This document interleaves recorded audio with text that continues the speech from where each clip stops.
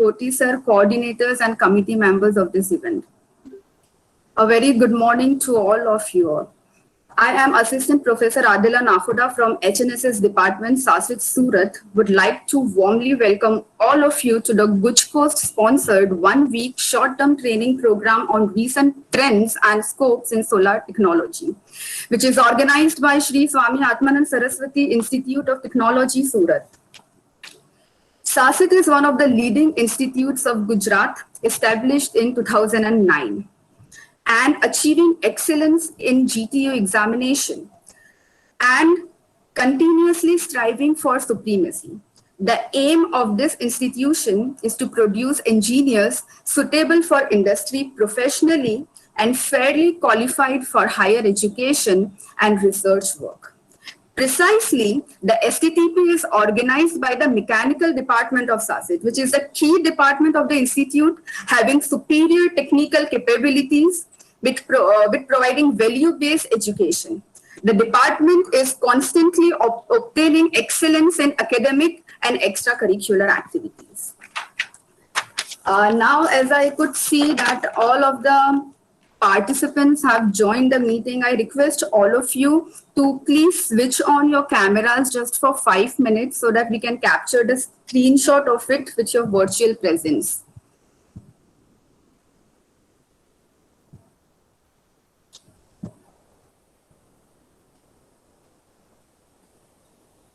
I request everyone to please switch on your cameras just for a few while so that we can capture the screenshot for the same. And during all of the sessions, please keep yourself mute to eliminate the disruption in the session. If you have any doubts during the session, you can type the question in the chat box or you can just unmute yourself and clear up your doubts. Thank you. And I just want to I notify you that all of the participants, please notify that there is a change in the today's schedule. The first session, which was scheduled earlier at 11 o'clock, it is now rescheduled. It will start at 10:30. That means directly after the inauguration. And this change is only for today. So kindly notify. Thank you.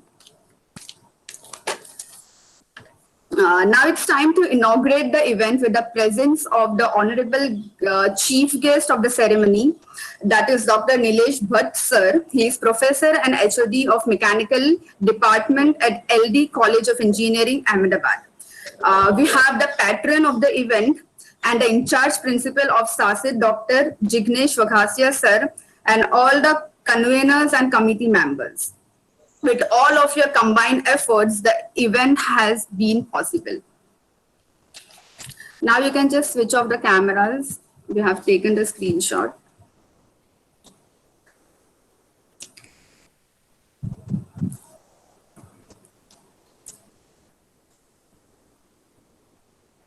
Thank you, everyone. With the nasty COVID-19 and it's keeping us indoors for how long, we don't know. But the learning must go on.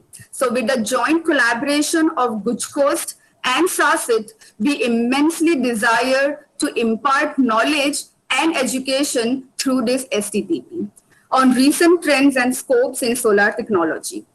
If I talk about energy, the global demand of energy is currently growing beyond the limits of installable generation capacity. Of the many available renewable sources, solar technology is clearly a promising option and it is extensively available. Furthermore, solar technology and energy devices can benefit the environment and economy. The aim of this STTP is to provide a platform to academicians, practicing engineers, and R&D professionals to learn and share their expertise, knowledge, and perceptive experiences in the field of solar technology. I am very glad to proclaim that the invited expert speakers are from various renowned institutes of the state, such as SVNIT Surat, Maharaja Sayajirao University, Baroda, LD Engineering College, Ahmedabad, GEC Patan, GEC Dahod, Sasit, and BVM Engineering College, Vallabh Vidyanagar. There are around 88 participants in this STTP. Most of the participants are from academia. They are professors, assistant professors, lecturers, and research professionals. And we also have 35 student participants from various institutes as well. So it's our culture to remember the Almighty before everything we do or start. So let us begin this function seeking the blessing and presence of Goddess Saraswati. I request to play Saraswati Vandana, please.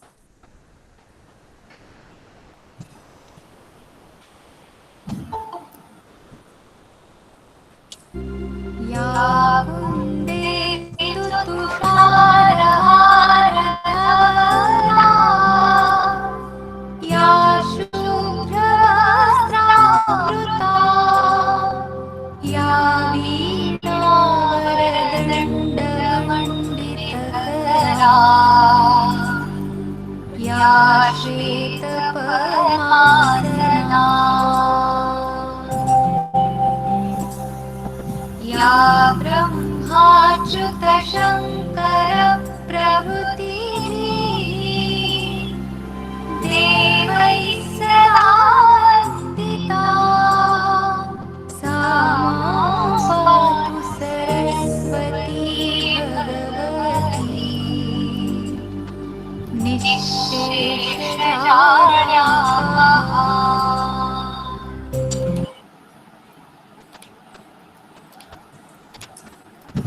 Thank you so much. I enunciate that we have created a heavenly atmosphere virtually. Now I would like to invite the in-charge principal, Dr. Jignesh G. Vaghasya sir, who is also the patron of this event, to say a few words and address the virtual gathering. Over to you, sir. Good morning, all. Good morning, sir. Yeah, very good morning, all of you. Welcome to all the participants, guests, and faculty members. On behalf of Sasit family as well as Mechanical Engineering Department, I would heartily welcome all of you in this FDP recent trends and scope in solar technology organized by Mechanical Engineering Department.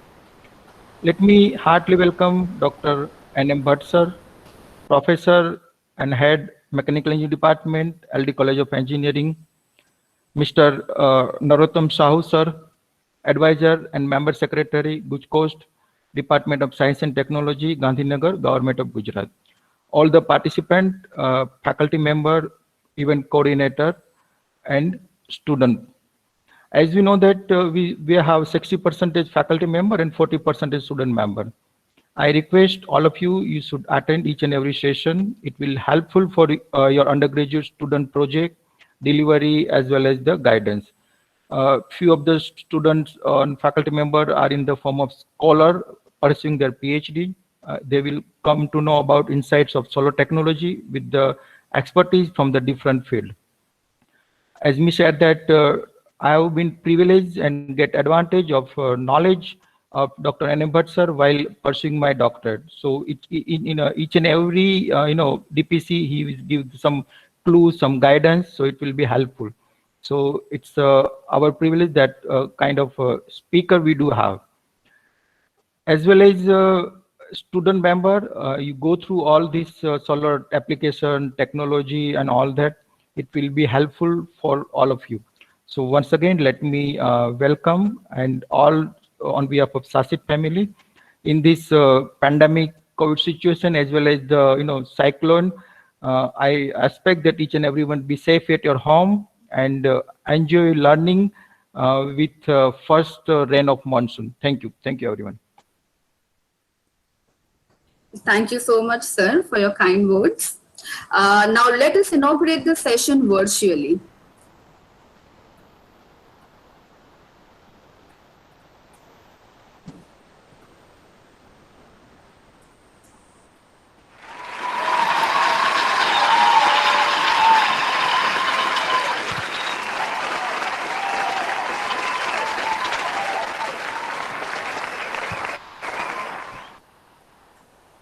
Okay, thank you so much.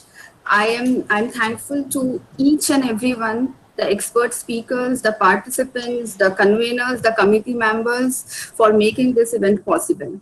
Now moving ahead, the first session of this STTP, which is on the recent development in solar refrigeration and air conditioning. The resource speaker of this topic is Dr. Nilesh Bhatt Sir, Professor of Mechanical Engineering Department at LD College, Ahmedabad. He possessed more than 25 years of teaching experience in various colleges, including Nirma University. And he has completed his PhD from IIT Bombay. Dr. Nilesh Sir has published many research papers nationally and internationally. And he has 3 patents on his name.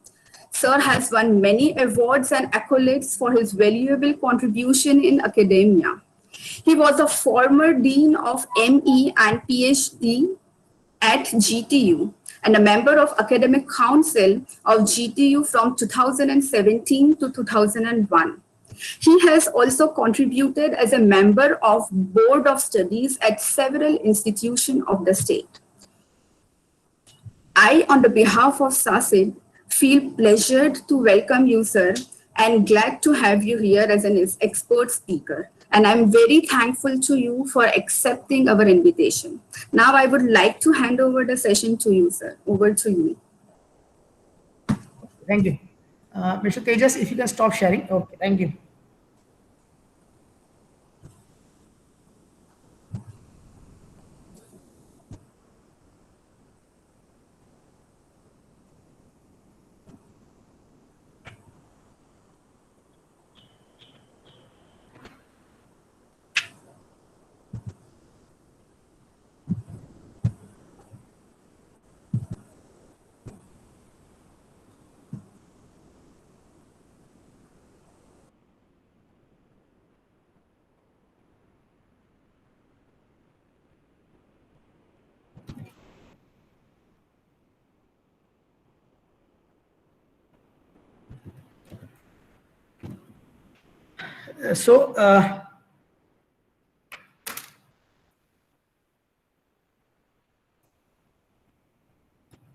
If one can confirm, you can see my screen? Anyone can Yes, confirm? sir. Yes, Okay. yes, we can see it. Clearly audible. Yeah. Okay. So first of all, my many congratulations to SSA SIT for arranging this particular Faculty Development Program or STTP with the help of Guj Coast on this very contemporary topic on solar energy, because we are living in an era of energy crisis. And in my lecture, in the first few slides itself, I will try to justify why we need to use the solar energy. So topic of my first session is recent developments in solar refrigeration and air conditioning. This is the outline of my presentation. I will begin with justification of need of solar energy, where I will be talking about the energy crisis and the environmental problems like global warming and ozone depletion potential. Then I will discuss various solar refrigeration and air conditioning options, in which mainly my focus would be, of course, I am going to present several options, but that several options itself are the expert lecture in themselves. So I'm not going to discuss each and every option, because some of the options may be discussed by other expert speaker. I have gone through the schedule of this particular STTP, and some of the topic on other mode of solar refrigeration conditioning would be covered by another speaker. So I'm not going to emphasize on all the options, but I will be mainly talking about the vapor absorption cycle. I'm going to discuss total 7 type of vapor absorption system, 4 on aqua ammonia, 2 LIBR, and 1 on combined ejector absorption cycle, where once again ammonia water would be the working pair. As you know that this vapor absorption systems and vapor adsorption systems are using the heat rather than the work for the operation, and that is the reason in next session I would be talking about the concentrating solar collector, and then very briefly I will introduce the evaporated glass tube based solar air heater, and that I will elaborate. The detailed theory and the experimental work I would elaborate tomorrow in my second session. And finally, you know that normally we have a perception that solar systems are not popular because they are not economically viable. So with the two examples, one with solar cold store and another with solar air conditioning, I would like to justify that if we can bring down the collector cost, if we can improve the performance of solar collector, then under such scenario, the solar refrigeration air conditioning systems are economically viable too.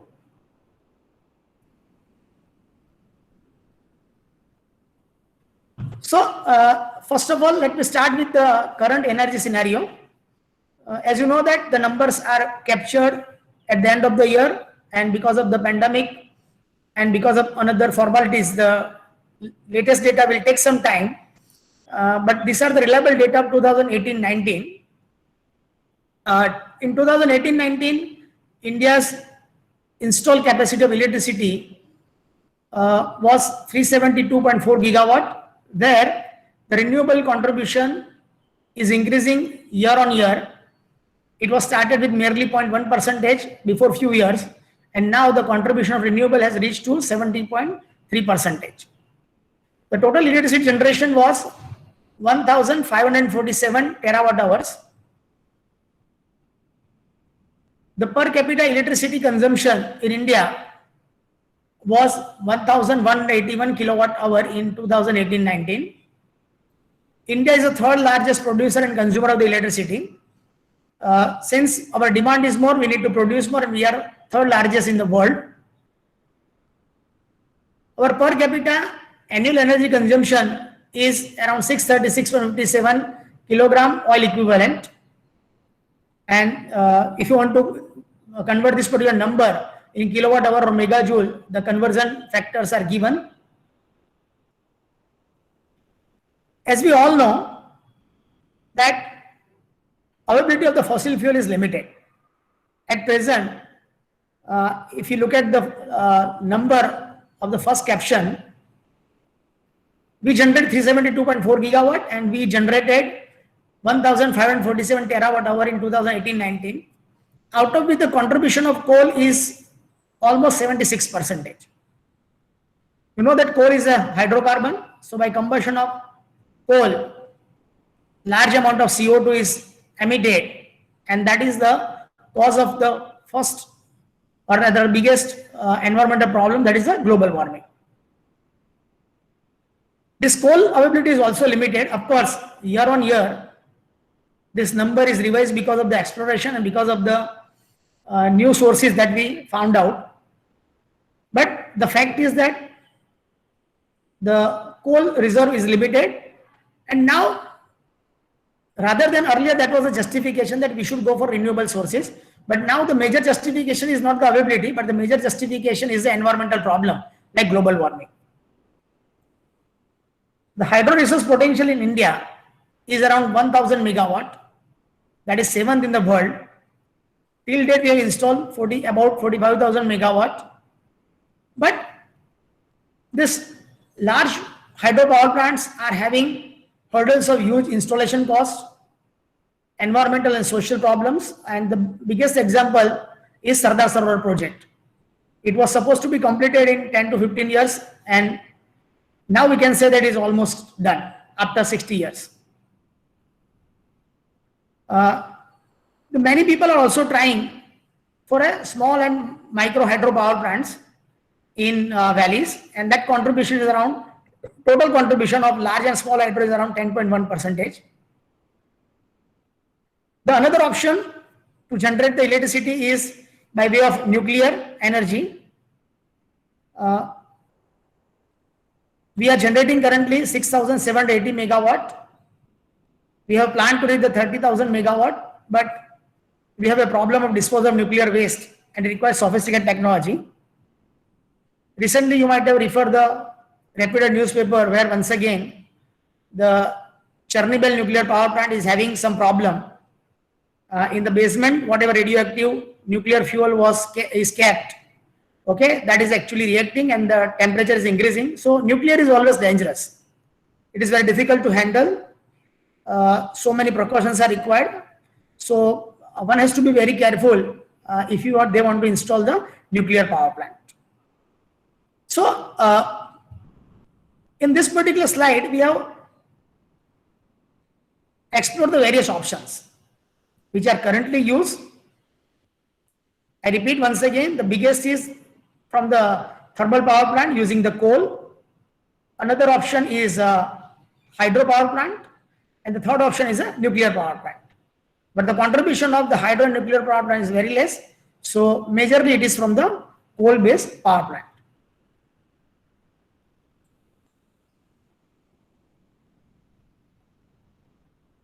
If you talk about the greenhouse effect and global warming,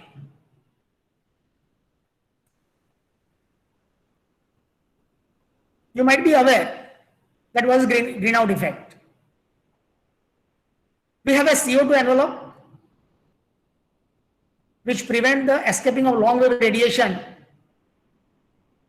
from the Earth's surface. Now the CO2 envelope is required, because if the CO2 envelope is not there, then what will happen? The heat which is coming from the sun, which is falling on the Earth's surface and which is reflecting back to the sky, would easily escape to the sky, and the temperature on the Earth would be very much less. Okay, so that CO2 envelope is, in a one way it is required, so that we can maintain certain temperature, we can maintain the comfortable temperature on the Earth's surface. Now, the fact is that CO2 has a capacity to capture the long wave radiation. So, when the normal concentration of CO2 in atmosphere, which is 0.03%, increases, you would understand that it will capture more and more long wave radiation. So more heat would be captured, and the temperature of the surrounding or temperature of the ambient will increase, because now the more heat is trapped because of the CO2 envelope. So once again, we need everything and anything, but in a proper proportion. So CO2 is one of the examples where the CO2 envelope is required, but its normal concentration should be 0.03%. And if this concentration increases, and that concentration continuously increases because of the burning of the fossil fuel. Now, why we have been using this conventional fuel? Because the conventional fuels are having certain merits, like high energy density. Now, shortly, I will compare this particular merit with the merit and demerit of the solar energy. So, do remember this particular characteristic of the conventional fuels. It is having very high energy density. Okay, that means in a let's say 1 centimeter cube of coal is there, or 1 liter of petrol is there. We are familiar with the number that is be known as a calorific value of this particular fuel. So this conventional fuel, petrol, diesel, even kerosene, coal, different kind of coal, they are having very high energy density. Compared to that, the solar energy is having very low energy density. Per meter square area, the maximum radiation could be as high as 1100 or 1200 is maximum, and at the outer atmosphere its value is equal to the solar constant, that is 1357 watt per meter square. So on this earth, the maximum value that is possible is always less than the solar constant, that is 1357 watt per meter square. Sometimes the number used is 1367 or 62 watt per meter. That number is changing, but it is always around 1350 above. It is cheap. It is said that the fossil fuels are cheap, but the cost is always governed by demand and supply. You know that when the demand is more and the supply is less, the cost increases, and that has happened to the current cost of gas, petrol, diesel, and even the coal. Okay, if you compare the cost of this petrol, diesel, coal, or even the CNG, for example, let's say it is one of the fuel, that cost increases over a period of time. So the label of being a cheap for the fossil fuel, for the conventional fuel, is now not the true always. The main advantage of this conventional fuel is ease of storage and convenient to use. The solar energy or wind energy, the renewable energy, cannot be easily stored. Okay. We have to store in a different manner, or rather we have to convert into electricity, and that we have to feed to the grid. But storage of this fossil fuel is very convenient. It can be used at any point of time, while the solar energy, use of solar energy depends upon its availability, because its availability of solar energy is not in our hand. For example, today is the 17th of May. Normally, if you see on 17th of May, it is a clear sky. We expect very high solar radiation, but you can see the ambient today all across the Gujarat. The radiation is very less. Okay, so it is very difficult to predict the solar insolation. Compared to that, we can easily have a storage of petrol and diesel. So suppose you have a coal-based power plant, the availability of the coal is there, then obviously you can ensure that this would be the caloric value, this would be the efficiency of the boiler plant, and this will be overall output of this particular conventional power plant.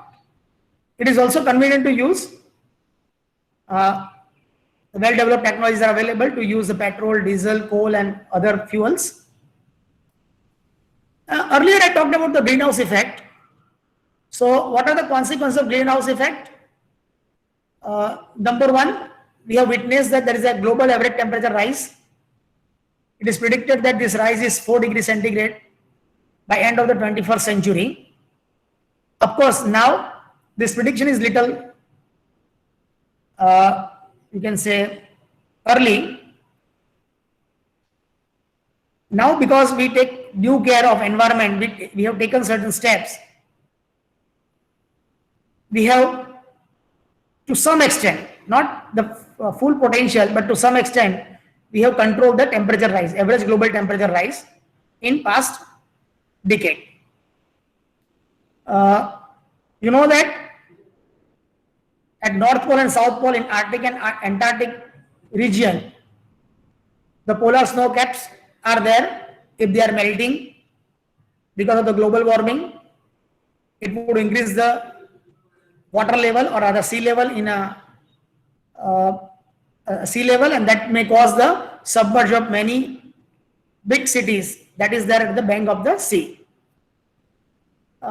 Recently, I read one article where the Arctic snow caps is still melting at certain rate, but because of our actions to mitigate the global warming, the Antarctic snow caps is not melting at earlier faster rate, which is mentioned over here, that is 25%. Because of this global warming, we can have a frequent and severe heat waves, intense cyclone. We are witnessing one at present. You know that it is just 600 kilometers away from the seashore of the Gujarat, and it may cause any damage if the proper precautions are not taken. Change in rainfall pattern. We are witnessing the rain on 16th of May, which is not normal, which increase the incidence of vector-borne disease like malaria. Still, it is not proved that corona is because of the global warming, but it could be one of the reasons for this corona pandemic. So, what is the solution to this particular problem? So, the fact is that the overall efficiency of this electricity generation is around 25 to 35%. It all depends upon the efficiency of the thermal power plant and efficiency of the transmission system. So this number always vary, and the range is little large, that is 25 to 35%. In a simple way, meaning if we use 1 kilowatt hour of electricity, that means 3 unit. That means if you consume 1 unit of electricity, almost 3 unit of energy is to be consumed at the generation plant. Okay, so the first solution to the problem is energy conservation. So first option is judicious use of energy. We should use the energy what we really need. We should not waste the energy. Okay, so each unit saving is equivalent to the saving of generation of 3 unit at the power plant. The second is we should use energy efficient appliances. These appliances could be heat or electricity operated. And because of our awareness, because of the awareness among the society, now the government has also compelled the star labeling. You might be aware about the star labeling. So government has compelled the star labeling. Okay, so we should use depending upon the initial cost and depending on our day usage, we should go for the 3-star, 4-star or 5-star appliances. So second option is we should go for energy efficient appliances. The third is we should go for waste heat recovery. Okay, for example, when the power is generated or electricity is generated using the DG set, at that time large amount of heat is rejected by way of the exhaust gases. So heat should be recovered from this particular exhaust gases and it should be used for various applications like for generation of hot water, hot air or R&AC by absorption cycle. The fourth one is we should use the good insulations so that mainly the thermal energy is not lost, the useful thermal energy is not lost to the ambient. And another option is we should explore the other source of energy, that is the renewable source of energy. Here I have given in 2 categories. First is solar, that we can capture using thermal and PV mode, and second, which is not covered or which is not going to be covered in this particular lecture, that is wind energy, biomass, mini and micro hydropower plants, geothermal, ocean. Of course, these days the wind is very popular, biomass not so popular, and the other are having their own problems, so they are not commercially installed. The research is going on, but very limited power or other electricity is generated using other source of energy. Now, in earlier slide, I talked about the merit of conventional fuel. Now, vis-a-vis, let's explore the certain characteristics of solar energy. Okay, so first is it is free of cost. The solar energy is free of cost. So tomorrow's lecture we will discuss that solar energy is a technology and not the fuel. Okay, so more you develop the technology, cheaper it will become. Okay, so the only problem is that whether the harvesting is cheaper or costly. If you can make the harvesting of solar energy cheaper, then obviously the solar energy can become very popular. It is environment friendly, it does not emit any pollution. Practically, it is inexhaustible source of energy.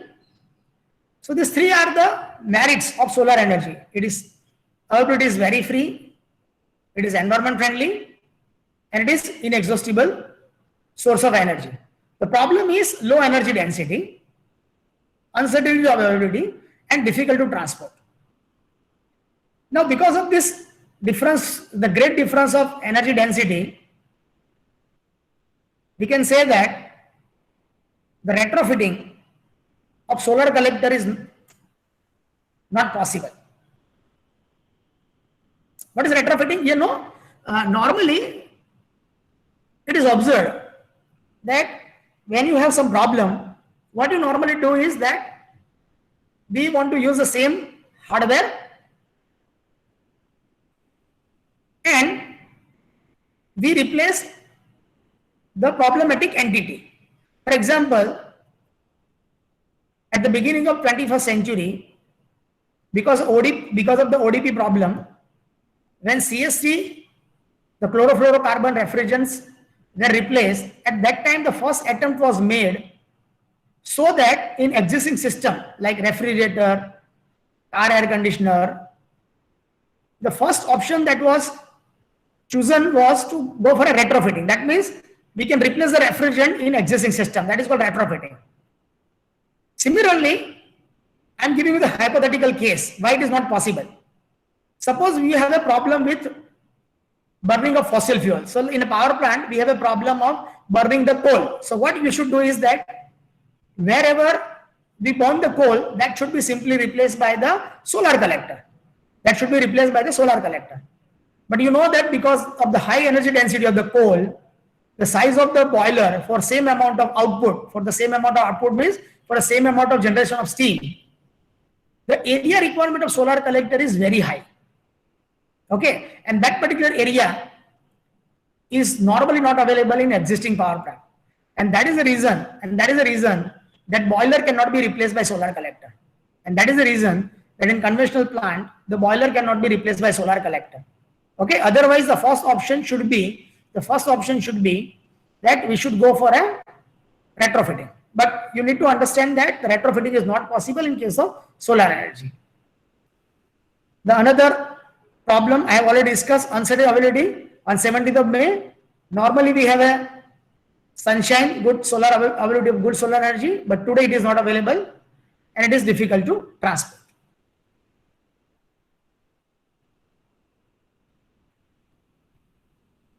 So with this background, what we have covered, if you quickly review, this 3 slides indicate what? The first slide conclude that we are using substantial amount of energy. We need substantial amount of energy, and this energy demand will increase day by day. So that is the conclusion of this first slide. The second slide mainly talked about the problem with presently available methods of power generation. And the third slide talks about what could be the possible solution. What could be the possible solution? So with this background, I think it is about 20-25 minutes. So if you have any question, you can ask. For 30 seconds, if there is no question, I will assume that there is no question from your side and I will proceed further. So in next 30 seconds, you will raise your questions. Sir, I have a question. Yes. Sir, as we know, in the countries like European countries, sir, there a lot of energy consumption is due to the solar energy. They are producing solar a lot, sir. So like what can we do to reach that level, sir? European countries are not generating the power from the solar energy, as you said, a lot. But now, because of the, as I mentioned, if you remember, I used one statement that solar energy is a technology. It's not a fuel. Okay. Yes, sir. And because of that, now day by day, the cost of solar PV system, is decreasing. The efficiency also not very high, but efficiency is also reached to a good level of around 15-17%. Of course, that will depend upon the PV temperature. So I always say, if such questions are asked, I always say that now if you want to compare the solar thermal and solar PV for the power, though I am mainly working in area of solar thermal system, I would say that it is very difficult with the cheaper PV cell. Now it is not possible, not even difficult. Now it is not possible to beat the solar PV to generate the power. So the solar thermal should be used when you have a heat requirement, and solar PV should be used in a big way when you have a electricity requirement. So as you ask for the solution the government is already implementing. They are installing large amount of power plant, so PV based power plant. As you know that because of the lower efficiency of the solar PV, because of lower energy density of solar energy itself, the area requirement to install the solar PV system is very large. And because of that, governments are using various methods so that the existing land, existing area can be used. And the options are, now government has permitted grid connected rooftop solar PV system. When you have a rooftop solar PV system, that means you don't require any additional land. And the large amount of solar energy is falling on the, you can say, the residential area. So that can be captured. And second is certain novel power plants, that means projects like canal power plant that is there in Baroda, and now at many places on the canal, the solar PV panels are installed. Now there are two advantages in a rooftop system. If you have a rooftop system, if you have understood your air conditioning load calculation thoroughly, the majority of the air conditioning load is coming from the roof. Okay. About 30 to 40% of solar load is coming from the roof rather than the wall and other window and like this. So if you install the rooftop solar PV system, it will reduce your air conditioning load also. Apart from generating electricity, it reduces your air conditioning load also. Similarly, if the PV system is installed over the canal, then because of the evaporation of the canal water, you would understand that once again the air conditioning, the principle of dry bulb temperature and wet bulb temperature would come into picture. So normally when you pass through the water surface, you will feel little cold because of the evaporation of the water vapor, and that evaporation of the water vapor is reducing the temperature of the surrounding. That is the principle of evaporative cooling. Okay, so that will actually reduce the temperature of the PV panel, and that will improve the efficiency of the PV panel. So the solution is that install large amount of PV panel, because as far as radiation is concerned, compared to the European country, we are very lucky. We have a good insulation compared to the European country. Yeah, any other question? Good morning, sir. Another question from me. Yeah. In first slide, it was shown that the contribution of renewable energy in India is 17.3%. Yes. So where we should try to reach, and in the world where India stands, if we compare these figures? As I mentioned earlier, we are very lucky that we have a good insulation in majority part of the country, mainly in Gujarat, Rajasthan, and some other area. That kind of availability is not there in other countries. Okay, so 17%. Say, ideal speaking, your target should be 100%. Ideally, your target should be 100%, but that will not happen over that will not happen in a daytime. That will take certain time. But yeah, frankly speaking, your target should be almost 100%, or first target should be to reach about 50%. Your 50% energy should come from the solar energy, so that you can control your global temperature.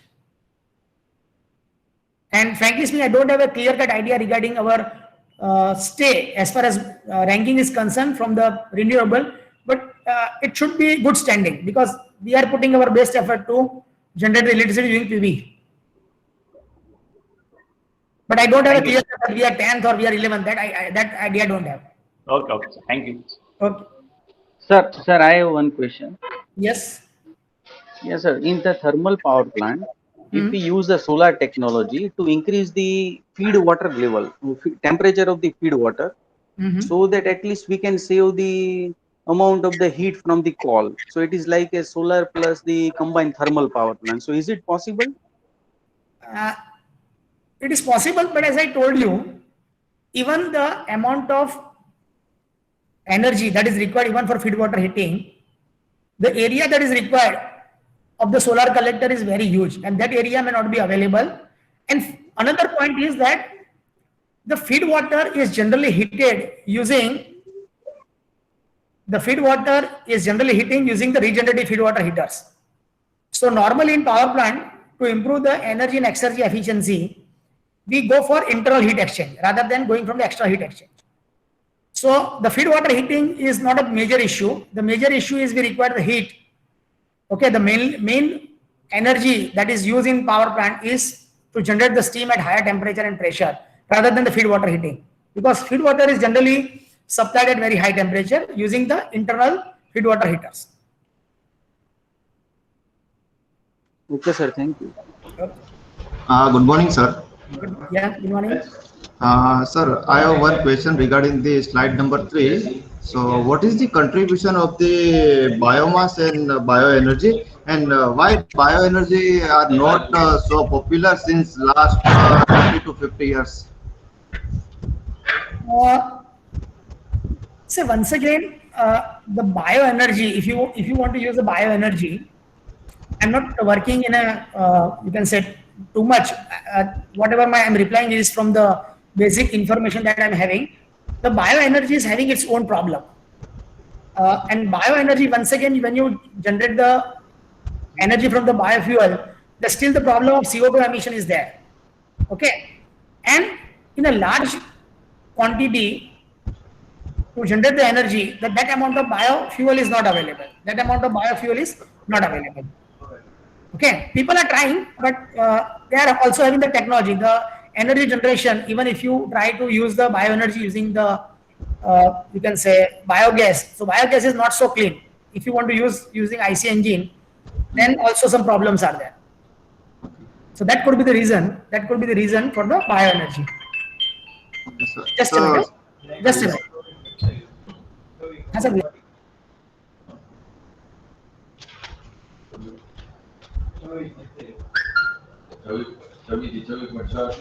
yeah, tell me. Sir. So, can we, sir, purify the biogas and we can use the any other sources like a generator or any other applications? Yeah, people have tried. People have tried that. Okay. Okay, sir. But the what you can say, the quantum is limited because of the availability of the various biofuels.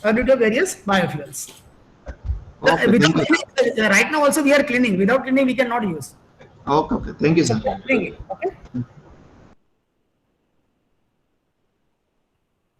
Yeah. Any other question?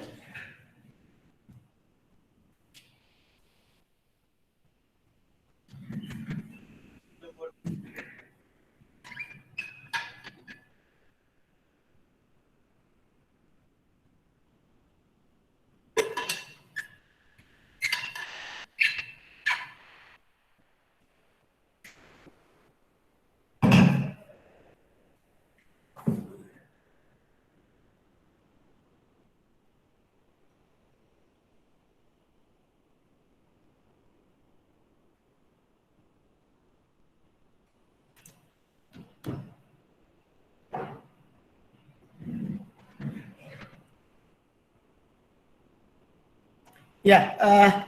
So let's move ahead.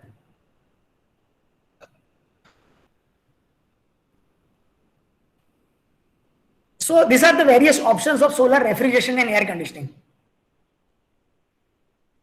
We can couple solar vapor absorption. We can couple the vapor absorption system with solar collector. That we are going to mainly focus in this particular lecture. The second option is we can couple the vapor absorption system or cycle with solar collector. But this absorption cycle is having very low efficiency compared to vapor absorption systems.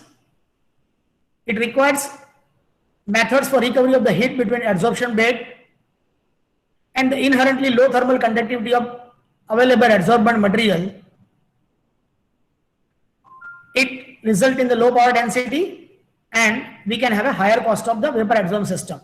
So if you Google this particular two topics, you will find that the vapor absorption systems are very popular. That means solar vapor absorption systems are very popular compared to solar vapor adsorption system. The second option is the second option may be covered by one of the speaker that I have seen that he is going to deliver the session during his PhD work. He work on vapor adsorption system, so he might talk around vapor adsorption system and enlighten you. The third option is we can use the solar energy to regenerate the liquid and solid desiccant. You know that what is desiccant? The desiccants are the material which have an affinity for the moisture. So they absorb the moisture, so we can take care of the latent load of air conditioning using this particular desiccant. But the desiccant, for that continuous use, the desiccant need to be regenerated, and for that regeneration, we can use the solar energy. So that may be enlightened by Dr. J.R. Mehta. He is having one session. Another associated method is use of solar energy to regenerate liquid desiccant and solid desiccant in hybrid cooling system. We have a purely desiccant cooling system, as well as we can have a hybrid cooling system where we use a desiccant as well as a vapor compression system. The fifth option is we can go for VCR cycle coupled with solar PV system. Now, during earlier days, when the grid connectivity of the PV system was not allowed, at that time, as you know that solar PV generate the DC current, and because of that, we store the energy in a battery, and we have to use the, or rather we had to use the DC compressors and DC machineries to operate the system which is coupled with the solar PV system. But now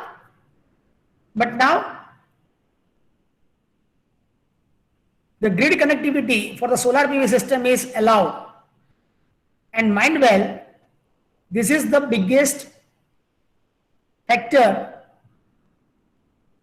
for the increased installed capacity of solar PV system. Because when you allow the grid connectivity for solar PV system, the major cost which was earlier there, that of battery, the life of the battery is limited, the disposal of the battery is a problem, and initial cost of the battery is also very high. So because of this battery problem, the solar PV system was not so popular, but now the solar PV system, grid connected solar PV systems are allowed. So I would say that virtually now we are using the solar refrigeration air conditioning due to grid connected PV systems. For example, in my office currently the air conditioner is working. Of course, that air conditioner is powered by the torrent power, but we don't know what is the contribution of our PV system, the grid connected system, rooftop system, which is already installed at many places in Ahmedabad, because that is actually feeding to the grid. Okay, and once it is electricity, you can't bifurcate, it is from the fossil fuel, it is from the solar. So when we have a grid connected PV system, virtually we are all using solar refrigeration air conditioning. Okay, so earlier, which was the topic of discussion, VCR cycle with solar, now that has not remained the topic of the discussion. Okay, because rather than now installing the standalone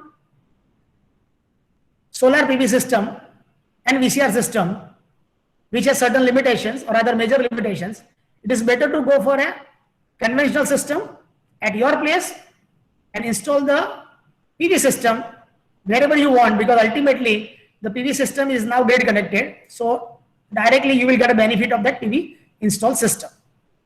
And the last one, which is not so popular, but as a one of the option I have mentioned over here, that is VCR cycle coupled with organic Rankine cycle. So here the major problem is that Rankine efficiency and collector efficiency varies oppositely. So you have to work very critically when you really want to work for a organic Rankine cycle, because you know that as the boiler temperature or the higher temperature increases, Rankine efficiency increases. But if you increase the higher temperature, your collector is required to deliver the higher temperature, and as the collector temperature increases, efficiency decreases.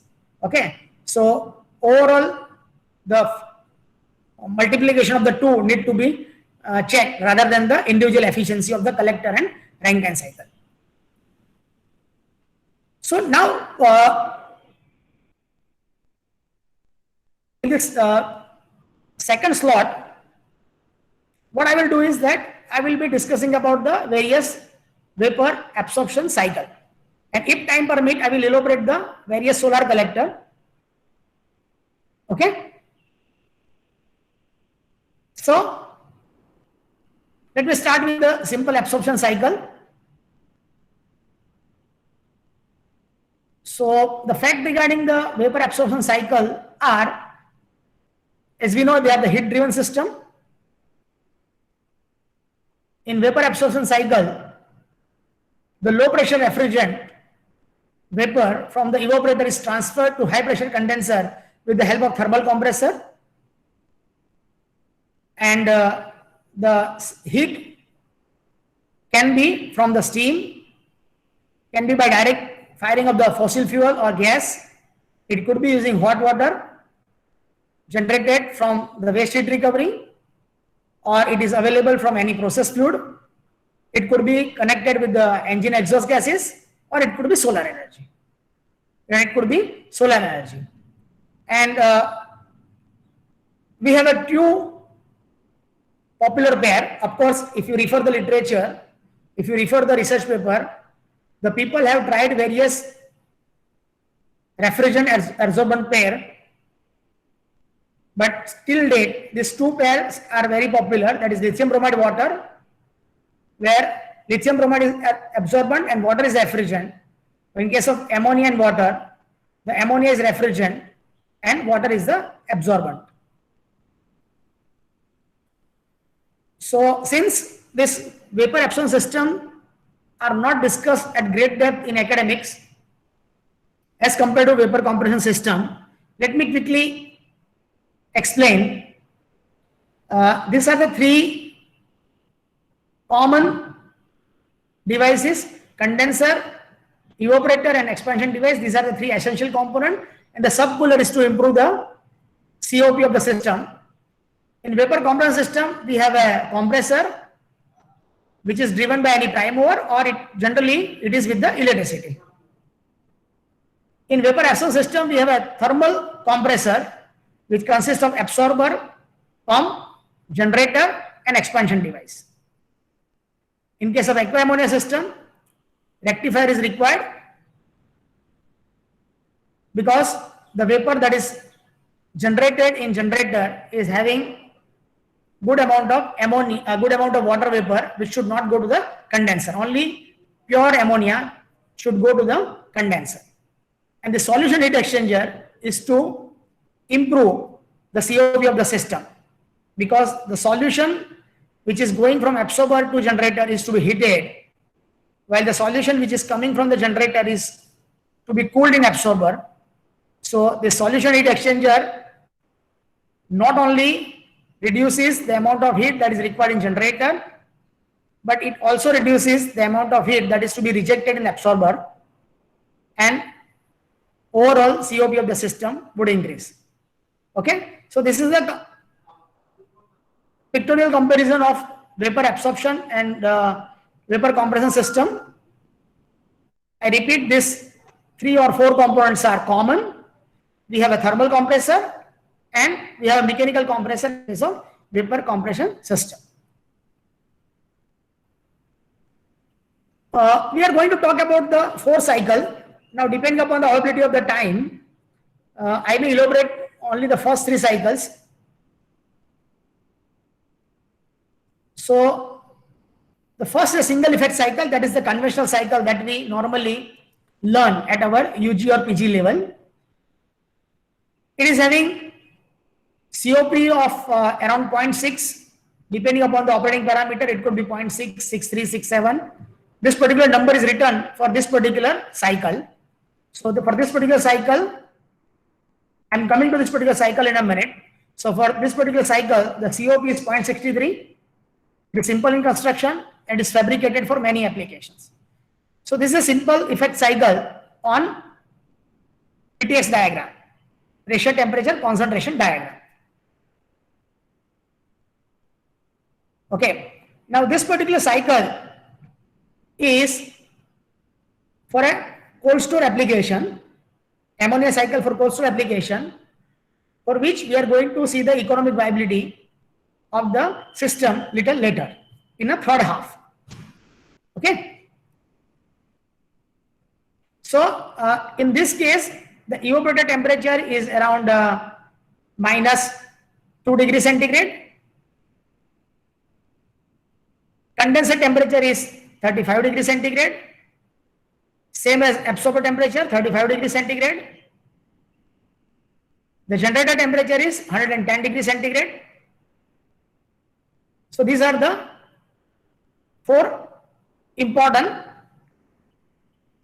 temperatures that we normally require to make the calculation of the vapor absorption cycle. Now, here certain components are shown: subcooler and rectifier and this heat exchanger. So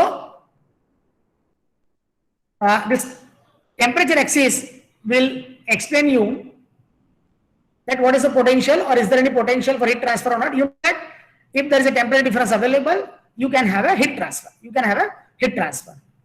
So let's understand slowly. Rather than say, my approach would be rather than discussing all the content which I have prepared or which I have included in this particular presentation, I will discuss,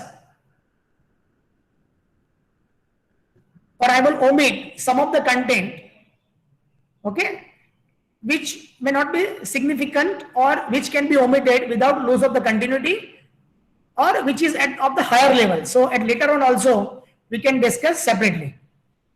Okay, so I will not rush through all the slides, because I know that by this particular time we have already lapsed 40-45 minutes.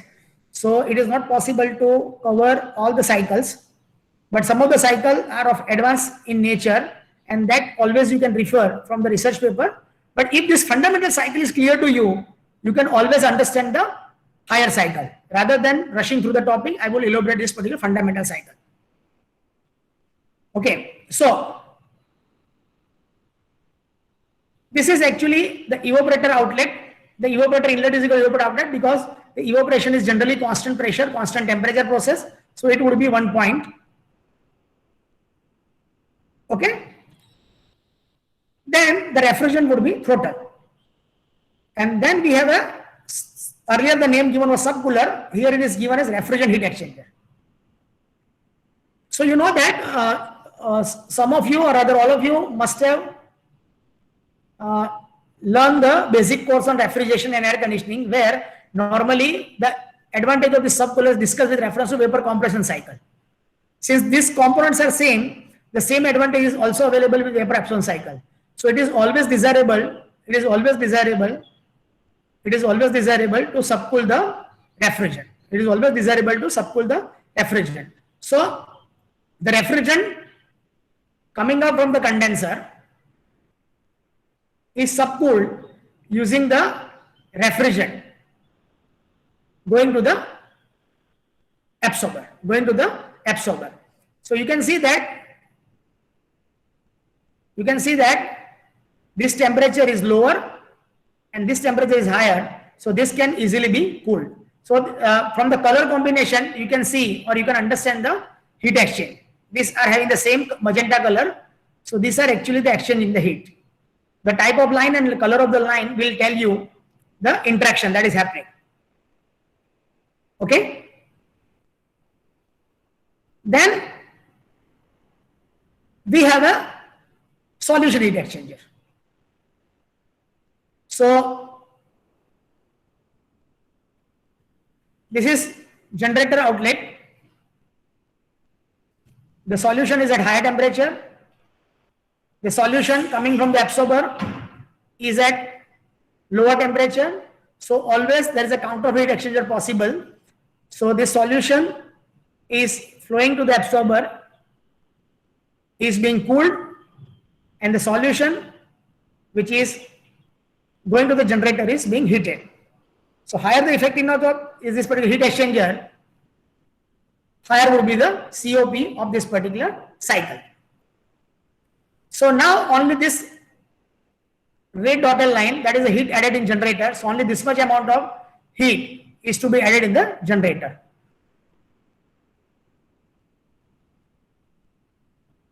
If you want to understand other nomenclature, because this same nomenclature are repeated along with added nomenclature in subsequent cycle. So this particular cycle should be clear. This is rectifier outlet. This is heat rejected in condenser and this condenser outlet. This is process in refrigerant heat exchanger. So liquid refrigerant is being cooled. This is throttling. This is evaporation process, evaporator outlet. This vapor refrigerant is cooling this particular liquid refrigerant. This is absorber inlet, this is absorber outlet. So here the heat would be rejected. This is pumping of the solution to the generator. This is heat added in generator, this is generator inlet, this is generator outlet. During this process, heat would be added. This solution is going to the absorber while rejecting heat to the solution. There is solution going to the generator. It is throttle. This is absorber. This is absorber inlet. This is evaporatively cooled absorber. So here the refrigerant is being absorbed. So refrigerant is coming from the evaporator and the solution is coming from the generator. So this is the absorption process.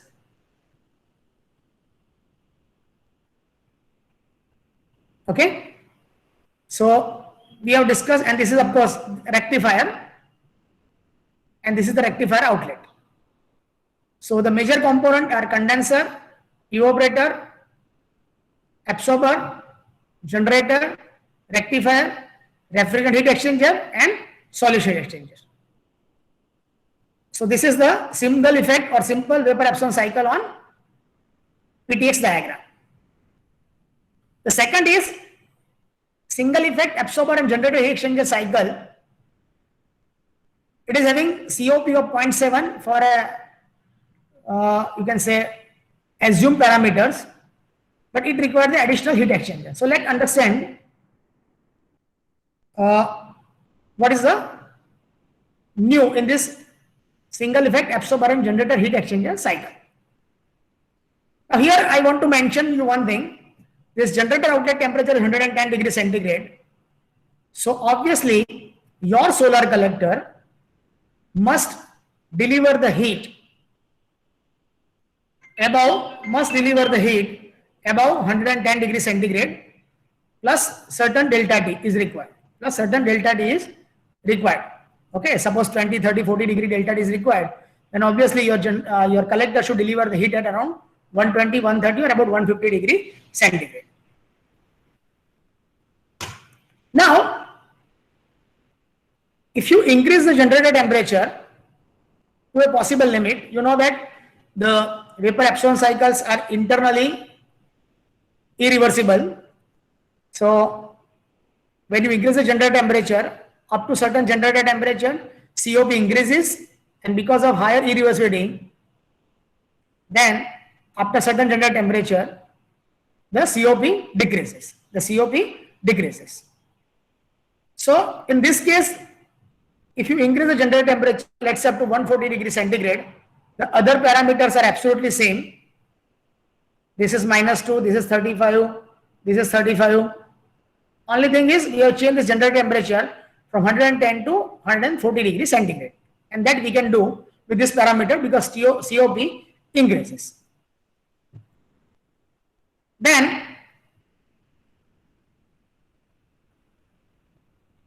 we can have two additional heat exchanger.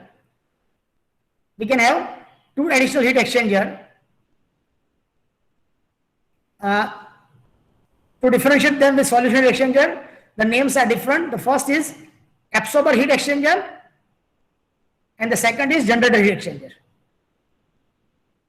Okay. So since all this process is same, I am not going to repeat all this process. What is changed, I am going to discuss over here. Okay.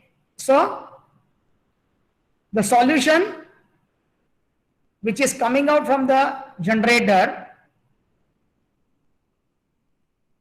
after throttling, the temperature is still high, and in this absorber heat exchanger, this solution is exchanging heat with the solution which is going to the generator.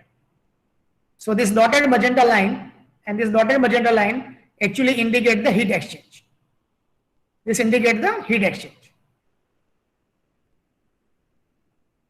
Now, if we install another heat exchanger that is called generator heat exchanger, the orange full line, generator heat exchanger,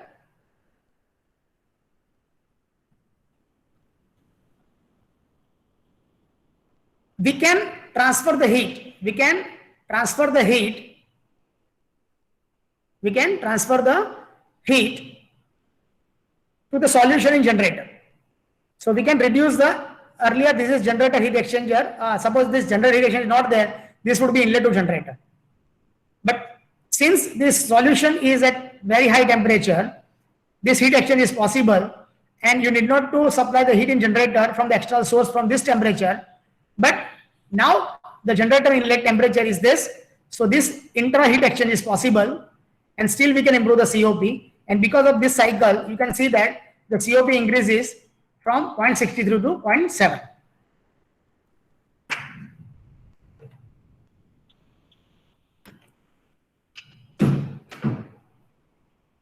Okay.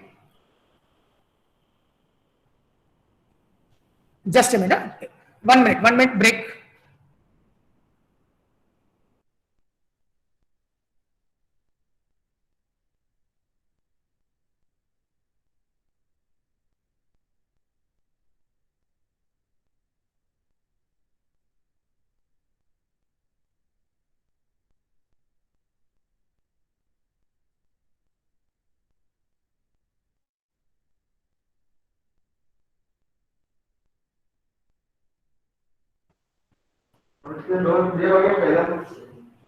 ये पहला था. Okay, sorry for the interruption. So you can see that because of this modification, the COP increases from 0.63 to 0.7. Then the third cycle is the generator absorber heat exchanger cycle. Apart from absorber heat exchanger and generator heat exchanger, we have a gas heat exchanger. Okay, and the COP could be as high as 1.1. And by providing this additional heat exchanger, we can reduce the solution circulation losses. Okay, so let's now understand this particular cycle. Okay, so still if you increase the temperature of generator up to 180 degrees centigrade, okay, still if you increase the temperature of the generator up to 180 degrees centigrade, apart from absorber heat exchanger and generator heat exchanger, we can have another heat exchanger that is called the gas heat exchanger. Okay, so since now you have a higher generator temperature, you can install the third heat exchanger that will exchange the heat between generator and absorber. Okay, and that is the reason that it is called the gas heat exchanger. This is generator heat exchanger because it is operated at generator pressure, mainly between the solution coming out from the generator and the solution which is there in generator. Similarly, this is exchanging heat at lower pressure, absorber pressure, and this additional heat exchanger is exchanging heat with lower pressure and the higher pressure. So here the pressure on both the side is different. So this is the gas cycle. Now this particular cycle is a Brahn-Gas cycle. I will not elaborate this particular cycle, just for your information. Since to understand this particular cycle,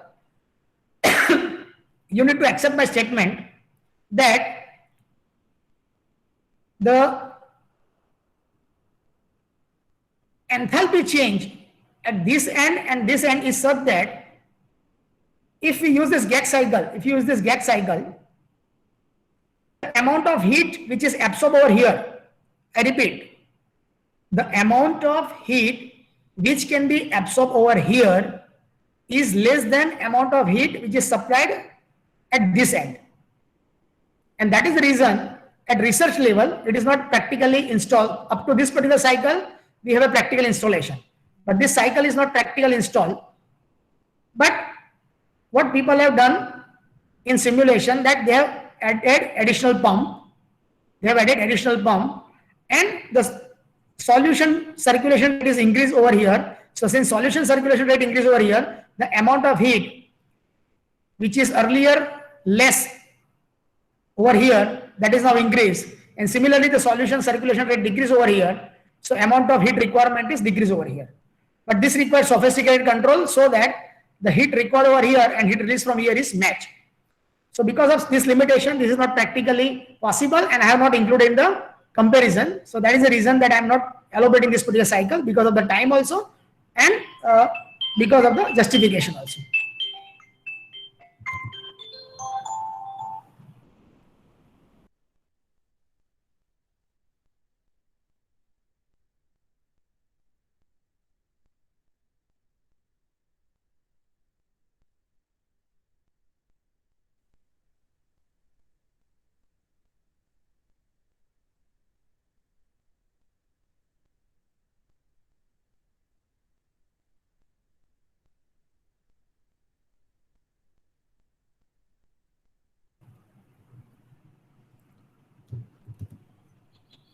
So that is the reason that I'm not elaborating this particular cycle.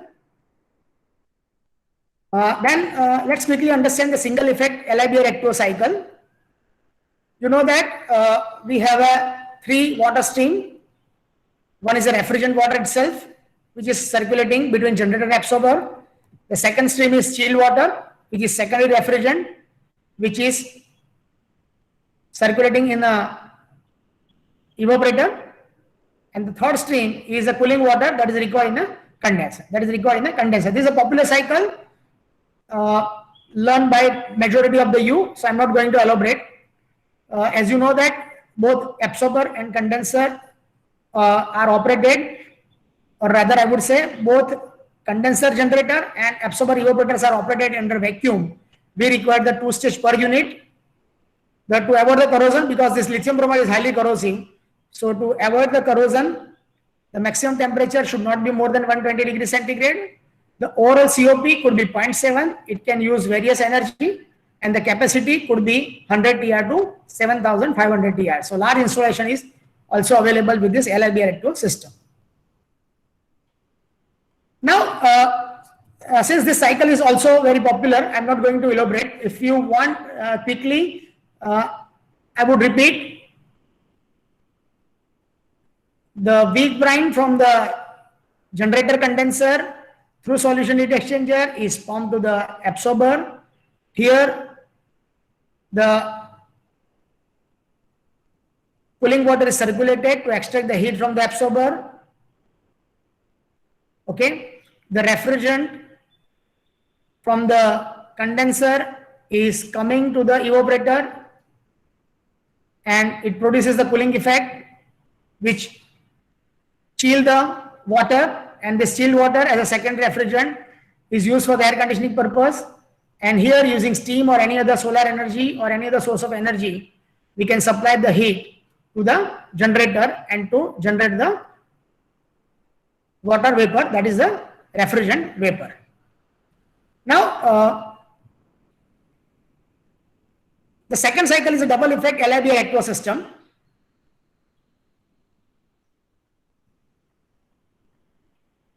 Why we go for a double effect LIBR-Actio system? The one reason I have already mentioned over here, that the single effect cycle cannot be used with high temperature source if it is available. There are irreversibilities due to mixing of the refrigerant and absorbent, and COP increases with temperature. It reaches a peak and then decreases. Okay. So because of that, the researchers have tried the double effect cycle.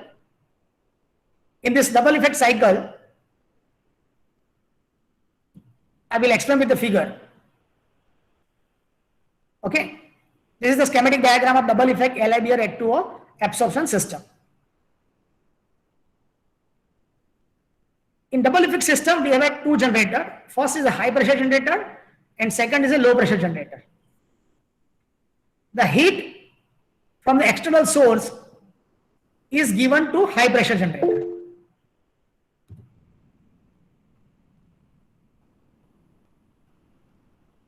Heat to the external source is given to the high pressure generator.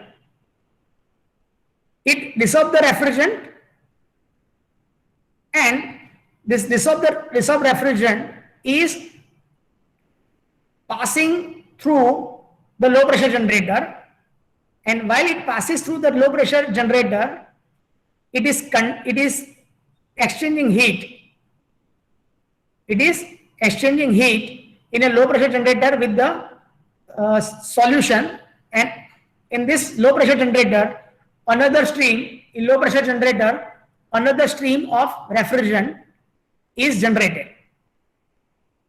Okay, and that goes to the condenser, and this stream of the vapor is also going to the condenser. The both stream is going to the condenser. This is pressure reducing valve because this pressure is higher. This condenser pressure is somewhat lower than the high pressure generator because of the throttling over here. Because if the pressure is same, the vapor will not dissolve easily. So to dissolve the vapor easily, the pressure has to be reduced. Okay, so because of that, this pressure reducing valve is required. This cycle is same. You reject the heat to the condenser, you throttle and you evaporate refrigerant, and then it goes to the absorber. And instead of one solution exchanger, we have a two solution heat exchanger. In this particular double effect system, the solution which is coming out from the absorber is going to heat exchanger 2, where it exchange heat with the solution coming out from the low pressure generator, so that this, since it is at higher temperature, it give heat over here, because ultimately this solution is to be heated over here. And in the first heat exchanger, the solution which is coming out from the heat exchanger 2 is heated, because eventually it is heated to be further heated at higher temperature using the solution. So this is very similar to our earlier single effect cycle. But since we have a second generator, we have a second heat exchanger to transfer the heat. So if you want some number, because the numbers I have used for economic analysis, so the COP is around 1.5 and the generator temperature is around 150 degrees centigrade, and it can be coupled to high temperature solar collector. This is ejector cycle. Once again, still it is at research stage. The additional ejector is provided over here so that the heat added in generator could be reduced. The refrigerant mass flow rate is increased in this particular cycle using the motive refrigerant coming out from the generator or rectifier. Okay, so since the mass flow of refrigerant is increased over here, the amount of heat that is required to be supplied in generator for unit mass flow rate is reduced. These are some of the number. The entrainment ratio is the amount of refrigerant that is sucked from the evaporator divided by the amount of refrigerant that is required from the generator. The amount of refrigerant required from the generator.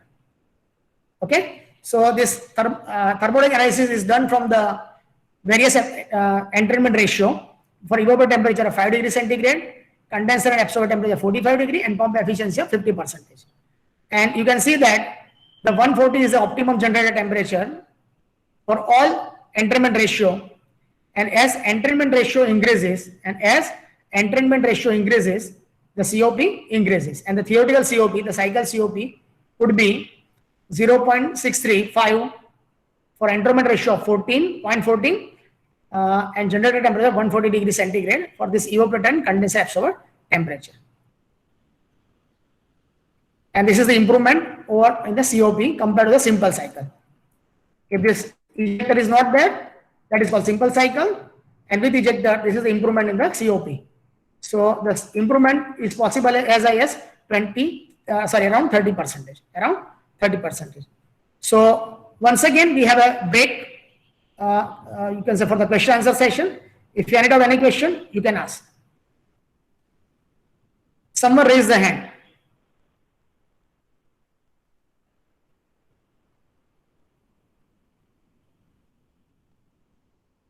Sir, Yes. sir, in few of the cycle, we have saw that COP is less than 1. But sir, in our textbook, it is written that COP will always be greater than 1. Sorry, it is not true. It is not true.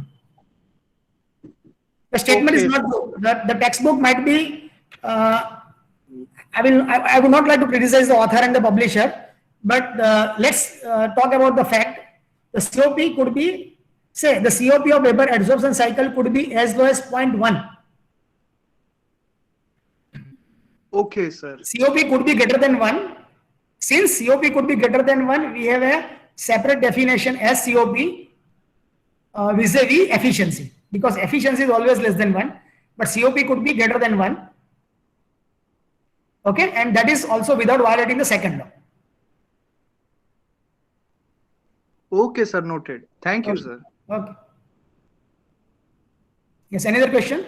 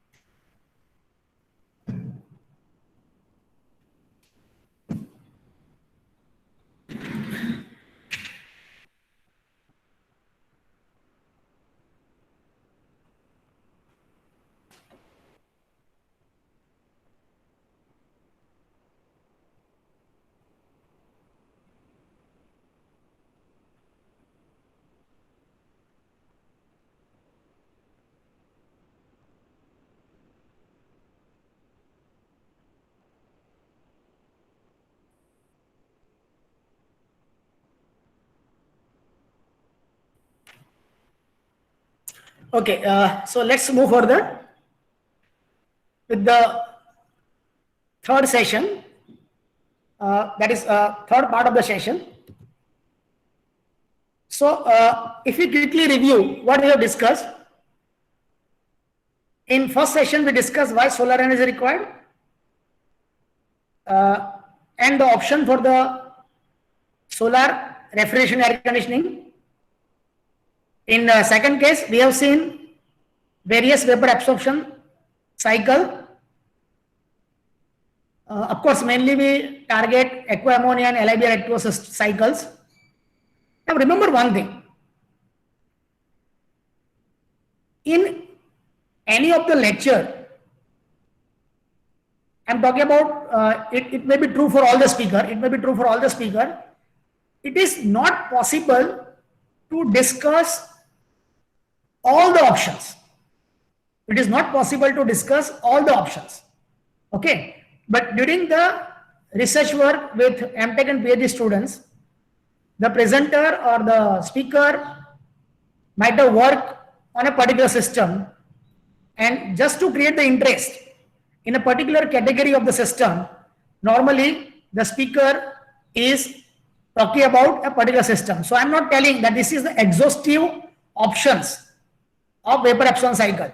Say, if you refer various papers, if you do the rigorous literature survey, large number of cycles, they may not be implemented on practical basis, but some of the cycle which I mentioned, they are all implemented. Single effect cycle is already implemented. Single effect absorber and generator cycles are also implemented. GAC cycle is also implemented. Branch GAC is not implemented till date, as per my knowledge, as per my survey is concerned. Similarly, single effect and double effect LIB electro systems are also implemented. So I have tried to discuss what is practically available in a market. So suppose tomorrow you want to perform the experiment. Of course, the problem is with the experimental stage is that these systems are very large. Okay, so miniature system may be difficult. Okay, so in a second part, we have discussed the various vapor absorption system. Now in third part, frankly speaking, I intended to cover the various solar collectors at length, but what we can do is that we don't have that much time available with us. Okay, so I will simply zip through the solar collector part because large variety of solar collectors are available. I will discuss, of course, one of the collector which I developed and later also my PhD student have worked that I'm going to discuss tomorrow. That is evaporative distributed parabolic trough solar collector. So that I have considered to be coupled with the vapor absorption system. Okay. So these are some of the collectors. So with low temperature system, we can go for flat bed collector. With high pressure, high temperature system, we can go for CPC collector. CPC collector with convection suppression cavity, with arbitrary shape absorber, gap lossless design, evacuated CPC, ISEC collector, and this is ICPC collector. Now I will elaborate this ICPC collector little bit because I have compared. Say, solar vapor absorption system, for your information, solar vapor absorption system is already installed. About 1000 or 1100 TR system is installed using this ICPC collector. LIB electro system coupled with this ICPC collector is already installed for one of the airport. Okay, so that is the reason that we have compared our work with this particular collector. It is a low concentration version of CR1. Its efficiency curve is available in literature. Its efficiency around 60% at 170 degrees centigrade, but its efficiency at different temperatures is available. That curve is available in literature. It absorbs the diffuse radiation due to full sky angular acceptance, but it has a metal to glass seal. At the end, at the two end, it has metal to glass seal. So it is very difficult to maintain the vacuum, and the cost is around 18,000 rupees per meter square. The cost is around, it has two versions. One is with the vertical fin. This is absorber. This is with vertical fin, and this is with horizontal fin. In both the cases, the lower half is coated with reflective coating. Is coated with reflective coating. Okay. And this is tomorrow I am going to discuss with this parabolic trough collector. So we have a full session of about 1.5 hours. So we will discuss this, and the performance parameters are also will be discussed. So now let's understand the economic analysis. Now, for the first case, I would like to elaborate how the economic analysis have been performed. So in economic analysis, they have assumed the coupling of vapor absorption system with different type of collector. So the cycle that is considered is single effect cycle, single effect absorber and generator cycle, gauge cycle, and branch gauge cycle. But the branch gauge cycle, though the cost is less, we are not considered for the further calculation. So mainly 3 cycles are there. So you need to understand this number. Okay. Briefly, I will explain how the numbers are calculated. So the single effect cycle, COP is 0.63. The generator temperature is 110 degrees centigrade. So the certain temperature difference, of course the temperature at outlet to the collector is assumed same for all the 3 collector. Let's say it is 125 degrees centigrade. Let's say it is 125 degrees centigrade collector outlet temperature. So for that collector outlet temperature, we consider 3 collectors: flat plate solar collector, evaporated glass tube solar collector, and ICPC collector. Okay, flat plate collector you are comfortable with, you are familiar with.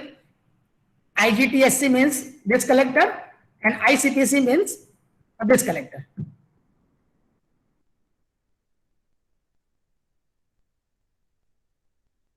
Okay. So the efficiency of flat plate collector at particular temperature, of course, with booster mirror you have to use, because temperature is about 100 degrees centigrade. So simple flat plate collector will not deliver temperature around 120, 125 degrees centigrade, but you need the booster mirror. So efficiency with this booster mirror is around 25%, maximum 25%. So we have taken maximum efficiency for the other 2 collector and conservative efficiency for our collector. So that efficiency is 25%, 58%, and 70% at the same temperature. So the solar COP, which is the product of collector efficiency and COP of the cycle, that is a solar COP. So the product of the collector efficiency and cycle COP is solar COP is mentioned over here. Okay, and this is the cost of solar collector for 10 ton of refrigeration. This is cost of solar collector for 10 ton of refrigeration. Okay, now how to calculate the cost? How to calculate the cost? The solar COP will ultimately tell you the area required for 10 TR of cooling system. Okay, so step by step calculation would be like this: 10 TR of cooling system, that is around 35 kilowatt of cooling. 35 kilowatt of cooling divided by 0.63, that will give you the amount of heat required in generator in kilowatt. So let's say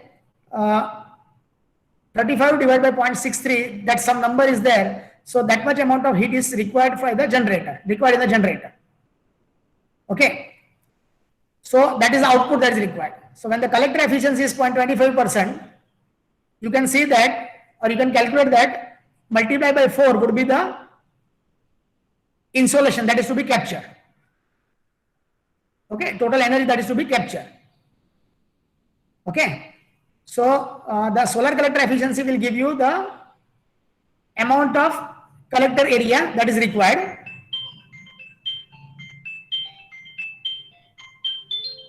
Just a minute.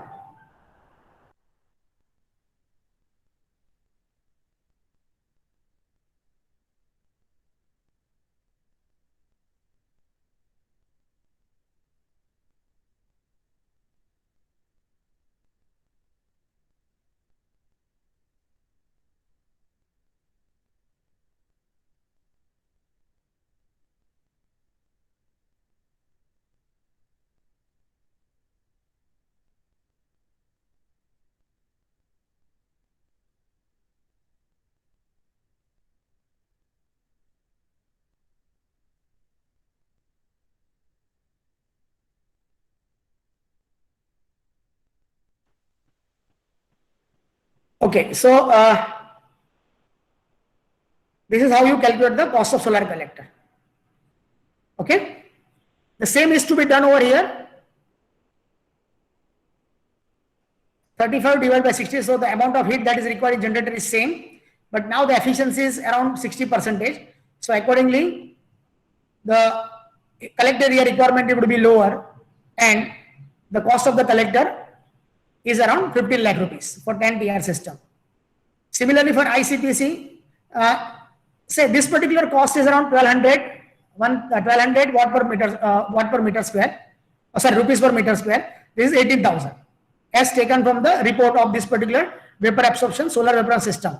Our cost is around 12,000. So though the efficiency is lower, the cost is 15 lakh rupees, and this ICPC cost is around 16 lakh rupees. for 10 ton of system.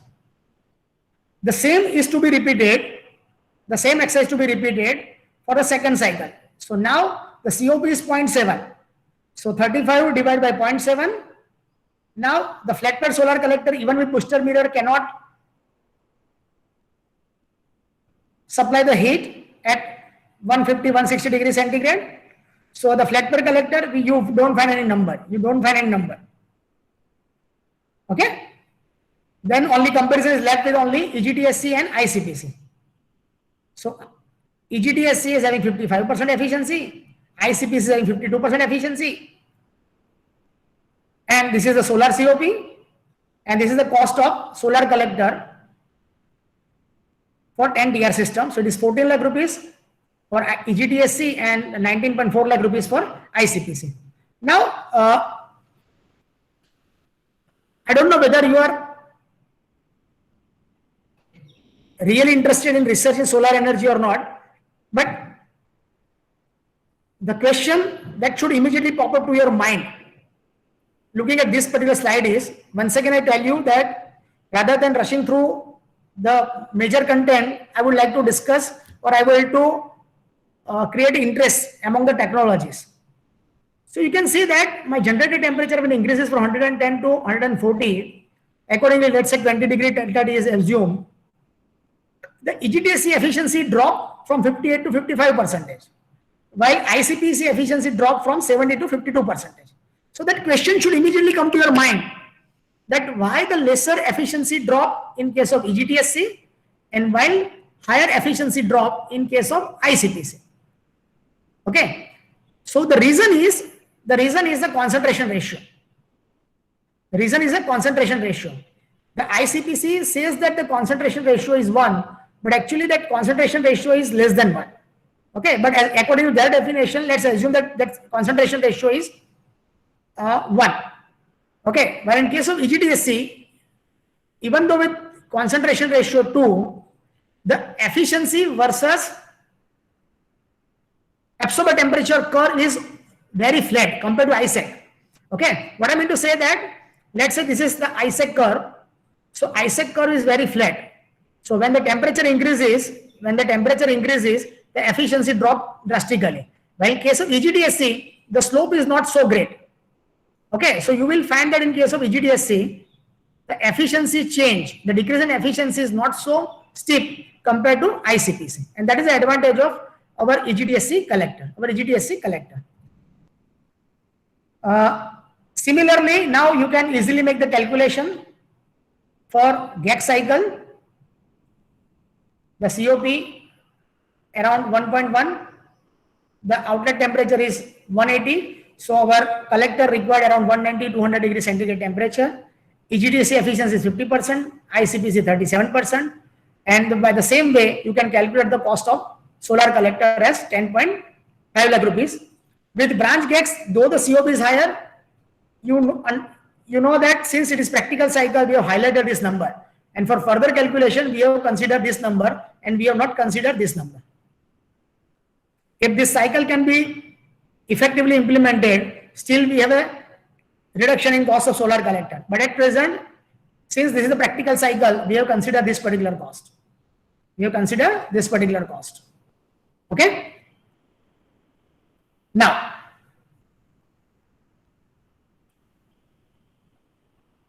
once again, let's recall certain number. So cold store cooling load is 35.2 kilowatt, that is 10 TR. With COP 1.1, the heating generator duty would be 32 kilowatt, and the cost of the collector is 10.5 lakh rupees. So that is coming from here. COP is coming from here. Now,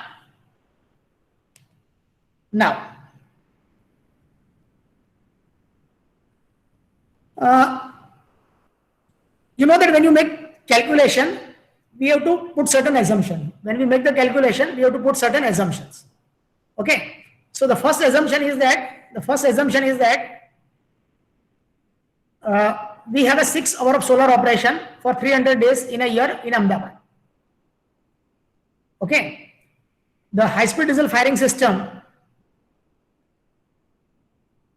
is otherwise used. If solar is not there, the vapor absorption system is fired using the high-speed diesel system, and its thermal efficiency is 84%, and the current price of high-speed diesel is around 88 rupees. So to have a round off, I have taken 90 rupees per kg. And of course, in many parts, it is above 90. So in Ahmedabad, it is around 89 or 88 rupees. So roughly, I have taken 90 rupees per kg. And the calorie value of diesel is taken as 42,000 kilojoule per kilogram. Okay. So when this much amount of heat is supplied by the solar collector, this much amount of high-speed diesel, 5,880 kilogram of high-speed diesel can be saved per year. Okay. So the calculation is shown over here. 32 kilowatt, 36006, 300 days. Okay, and divided by the thermal heat energy supplied by the diesel. So this much amount of high-speed diesel can be saved per year, and the fuel cost saving, would be around 5.3 lakh rupees. Around 5.3 lakh rupees. So this is, you save, when you install the solar collector, you save 5.3 lakh rupees per year. Now there are many economic analysis available for the solar thermal system,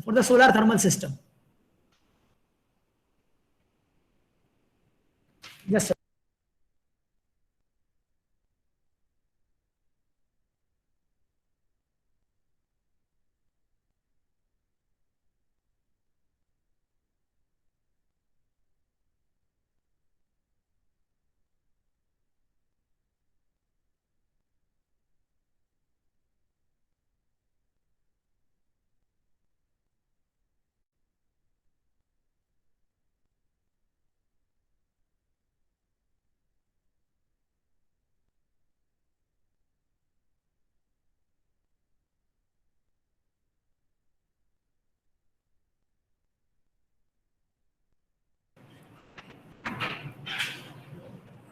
okay, sorry. Now, as I told you, the many analyses are available, but the simplest one is the calculation of payback period. Okay, so the simple payback period compared to high-speed diesel system is 24 months. So how it is 24 months? It is 10.5 divided by 5.3. So almost 2 years is the payback period. So it's a very catchy payback period. You know that any payback period less than 3 years is considered as a good payback period. You know that the 80% depreciation is available for solar and wind system. 80% accelerated depreciation available. So when you consider 80% depreciation, 35% corporate tax, your payback period would be reduced to 18 months. Your payback period would be reduced to 18 months. Now, I don't know whether you have critically observed or not, but this absorber heat is available around 55 to 60 degrees centigrade. So if all the heat which is released by the absorber is used for the waste heat recovery, and those who are comfortable with vapor absorption cycle calculation, they know that normally, okay, as a rule of thumb, for sake of calculation, for sake of simplicity, we can always assume that the QG is equal to QA. That means heat given in the generator is equal to heat released in absorber. Okay, and similarly, heat released in condenser is equal to heat absorbed in evaporator. Okay, that is a common rule of thumb. So,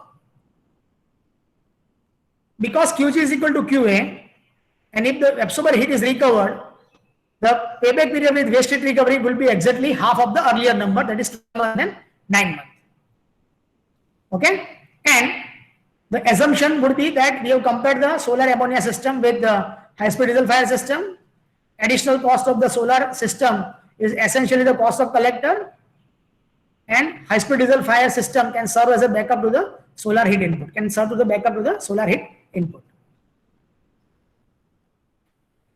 Now, if you take a case of solar air conditioning system,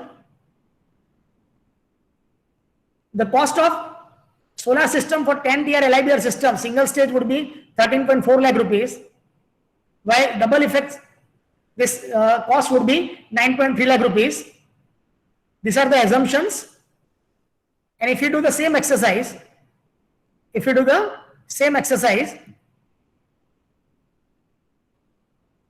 Now only the temperature has changed. This calculation is for refrigeration for potato cold store, and this is for air conditioning. That means the chilled water is produced around 5 to 7 degrees centigrade. The methodology of the calculation is exactly same. The way of presentation is also have kept the same. So the additional cost of collector would be 9.3 lakh rupees. The same assumption,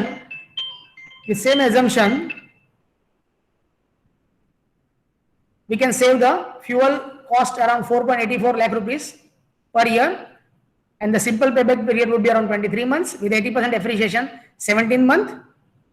With wastage recovery, it would be exactly the same. So these numbers, in a conclusion, I would say that with advanced energy efficient vapor absorption system and with low cost high efficient solar collector, if you couple that, the solar refrigeration and air conditioning could be economically viable. Okay, the payback period of 2 years, is quite encouraging. Okay, so that is in a nutshell that if you have a appropriate absorption system and proper solar collector, the payback period as well as 2 years can be obtained and the system could be economically viable. So with this, I stop here. If you have any question, you can ask.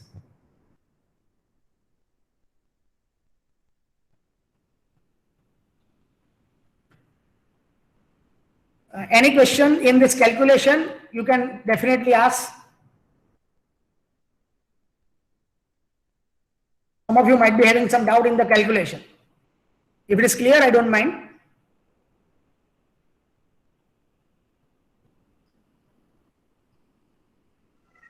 Sir, it is a little bit difficult to understand exactly the calculation because of it is really a very short time and you have described too much things. So if it is possible, then you can share the PPT with us and Yeah, so sure. that we can, yeah. Yeah, if you really want to quickly understand, say I really have a doubt of how many of you are still having the pen and paper. Otherwise, the calculations are very linear calculation. No, even the square is also not there. So if it is not very much clear, I would like to repeat once.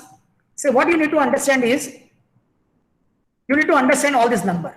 So note down all this number. And you should familiar with the formula is not a ready-made formula available in literature, but it is by just a unit balance. Okay, so slowly I repeat. 10 TR system divided by COP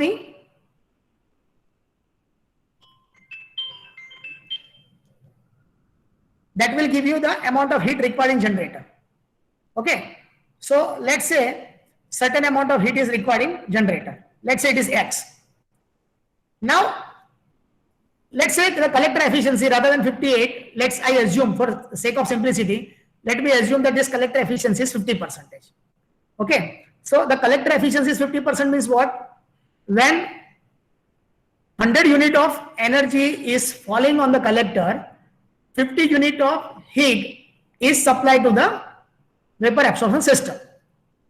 Okay, so when you require X amount of heat in the generator, that means 2x amount of heat is to be captured.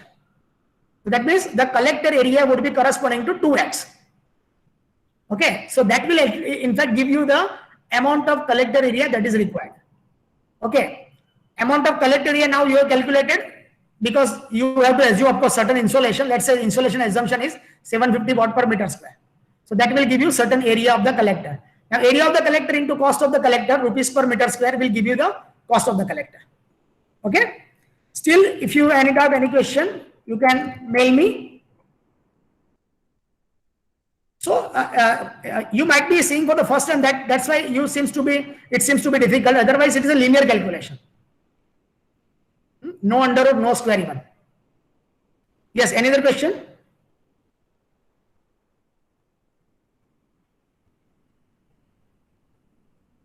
Definitely, I will share the presentation. Hello. Yes, Mr. Kiran. Yeah, good morning, sir. Sir, actually, I would like to ask, it is a COP is different. Yes. Then how is the efficiency will vary? Efficiency of what? Collector? Is yes, sir. Say, That when we change. remember one thing. Remember one thing. Yeah. Efficiency of solar collector will vary if your absorber temperature or fluid outlet temperature vary.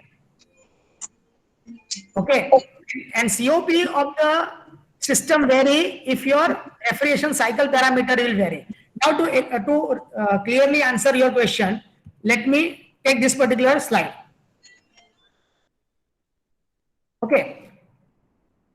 In this slide, in this first case, I have assumed that single effect cycle is coupled with this three collector. Okay. So since collector is different, the efficiency is different. But since the cycle is same, COP of the cycle is same. Now, if I change the cycle, the COP change. Now, this change in efficiency is not because of the change in COP. The change in efficiency is because of the change in the temperature that is required. So, since now higher temperature is required, the efficiency is decreased. Okay? Okay, sir. Okay. Okay, thank you very much, sir.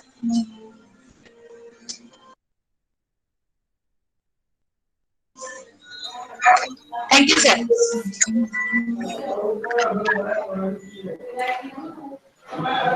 Any other questions from the participants?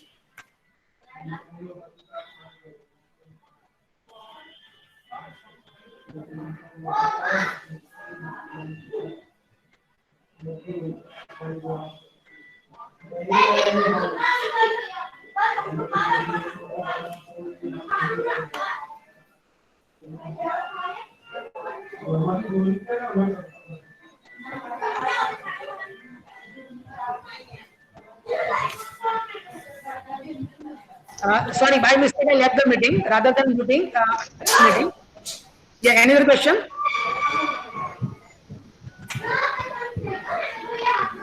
Maybe, sir, there will be, I think, no any questions, so you can proceed further. Okay. Okay. This is Professor Mayur Modi, the coordinator of this STTP. So, on behalf of the Sasit family, I would like to thank you, Dr. Anand Bhatt, sir, for an excellent informative sessions with the theoretical as well as the experimental approach onto the recent development with the solar refrigeration and air conditioning. So I hope all the participants get benefited of these sessions. Thank you so much, sir, once again. Okay, thank you for hearing.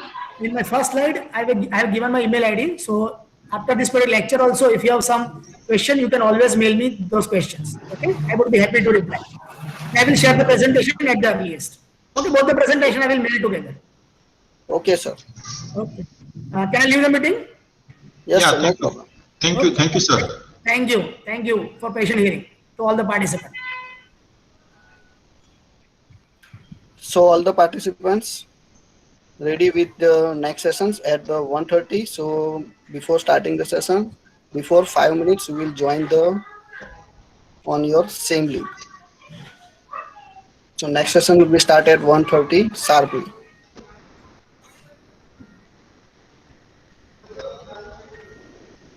Thank you all.